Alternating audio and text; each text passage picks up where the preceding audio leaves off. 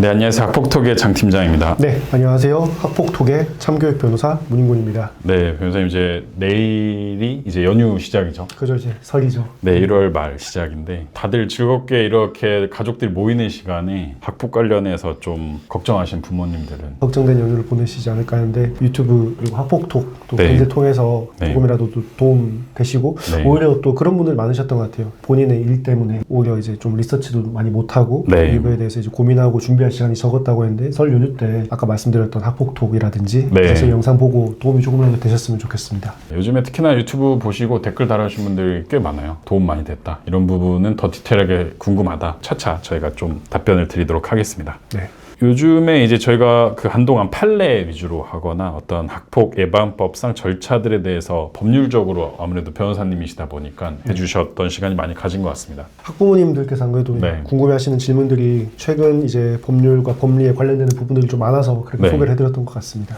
이게 왜냐면 카더라 통신이라고 변호사님들의 입이 아닌 학부모님들의 경험으로 자꾸 해결하려다 보니까 좀 정확한 길이 필요하지 않았나 싶은데 오늘은 법률적 문제가 아닌 좀 사실적인 내용으로 좀 해볼까 하는데 네, 어떤 걸까요? 이제 학교 폭력이 일어나면은 일리에 일어난 직후에 밝혀지는 경우보다는 사실은 장시간 동안 당하죠. 그러다가 다수 학교 폭력이 있은 후에 보호자나 선생님으로부터 인지가 되는 경우가 많습니다. 네, 맞습니다. 사실상 피해 학생은 미성년자이기 때문에 네. 권리 보호에 적극적일 수가 없다는 것이 이제 학교 폭력의 특징 중에 하나인데요. 네. 이로 인해서 이제 학교 폭력은 극 초기에 이 피해 사실을 밝혀서 방지하는 것이 굉장히 좀 힘든 분야이긴 합니다. 네. 피해 학생의 입장에서는 그렇게 생각할 수가 있죠.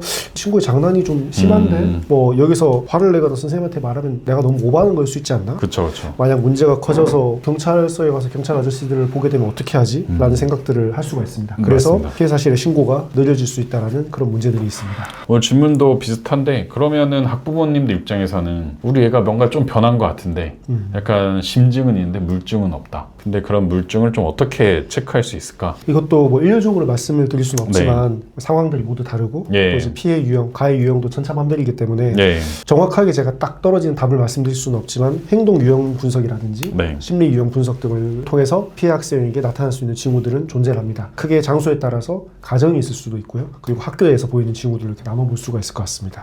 가정에서 보여지는 피해 징후는 어떤 것이 있을까요? 네, 우선 가정에서 보이는 징후들 네. 중에 하나는 불안한 기색으로 네. 휴대폰과 같은 모바일 기기들을 자주 확인하고 네. 좀 민감하게 반응한다는 것입니다. 이제 사이버 폭력들하고 주로 관계가 있는데 네. 단톡방에 이제 무한으로 초대를 해서 공격을 하는 카톡 감옥이라든지 예. 아니면 이제 한 번에 단체로 몰려와서 욕을 하는 떼카라고 합니다. 떼카톡. 인스타로 상대방의 합성 사진을 올린다거나 좌표를 찍어서 모욕을 하게 되는 저격. 예. 이런 형태로 사이버 폭력이 발현되기 때문에 네네. 이러한 피해를 당한 학생들은 휴대폰을 자주 확인을 하게 되고 민감하게 반응하는 경향이 있습니다. 그러면 결국에는 피해 학생들은 이제 자기가 오프라인에서 욕먹거나 저격당하는 것보다 온라인에서 저격당하는 것에 대해서 더 많이 신경을 쓸 수 있으니까 네. 자꾸 핸드폰을 보겠네요. 네. 부모님이 이제 자신의 스마트폰을 보려고 한다든지 예. 만진다라든지 하면 좀 민감하게 반응하는 경우가 있습니다. 이제 그것이 이제 부모님에 대한 화풀이는 아닙니다. 네네. 부모님들도 아셔야 되는 게 성숙하지 못한 상태에서 이제 네. 그런 일을 당하면 수치감도 느낄 수도 있고 그렇죠. 당혹감을 또 느낄 수도 있기 때문에 부모님들도 이러한 징후를 보였을 때에는 무작정 훈계를 목적으로 화만 내실 게 아니라 네. 원인을 살펴보는 것이 굉장히 중요하다고 할 수 있습니다. 그 다음엔 또 어떤 게 있을까요? 이 밖에도 표정이 어둡거나 평소에 예. 기운이 없다거나 아. 그리고 자녀의 이름만 불러도 약간 소스라치게 놀라는 경우 사소한 일에도 민감하게 반응하는 경우 이런 것들이 이제 징후라고 볼 수 있겠습니다. 이게 사실 뭐 군대를 다녀오신 분들은 많이 공감하실 텐데 이제 잠에서도 툭 치면은 간등성명이 된다든지 네. 너무 긴장하고 있으니까 맞습니다. 그러니까 그 어린 학생들도 항상 긴장한 상태니까 그런 것 같은데 가해 학생들 괴롭힘 때문에 아무래도 그게 심하겠네요. 그렇죠. 그러한 원인을 또 이유로 가해 학생이 있는 학교로 가는 것을 싫어한다라든지 뭐 이제 두려워하고 이유 없이 나 오늘 학교 안 가고 결석할래 라고 한다라든지 나 전학 갈래 라고 한다라든지 이런 행동들이 이제 있을 수 있죠. 근데 이제 사이버 폭력은 사실상 좀 찾아내기 어려울 수 있지만 네. 물리적 폭력은 그래도 좀 보이지 않을까요? 물리적 폭력 같은 경우에는 몸에 상처가 이제 멍 자국이라든지 그런 것들이 너무 자주 이제 여러 곳에 있다라든지 아니면 뭐 좀 혼자 있고 싶다라고 한다든지 왜냐하면 이제 결국 보여주는 것 자체에 대해서 이제 좀 거부감이 있을 수 있으니까 혼자 있고 싶다라는 그런 부분들도 좀 많이 발현되는 편입니다. 네. 그래서 가정에서 발생될 수 있는 현상들을 유튜브에서 이미지로 저희가 좀 정리해서 보여드릴 겁니다. 그래서 쫙 보여드릴 거고요. 네. 네. 그럼 이제 학교에서는 또 어떤 것들을 좀 미리 알아볼 수 있을까요? 네. 가정 외 학교에서는 친구들과 어울리는 모습들을 보면서 이제 학교에서 발견되는 징후들을 감지할 수 있는데 예를 들면 친구들이 자녀를 험담하고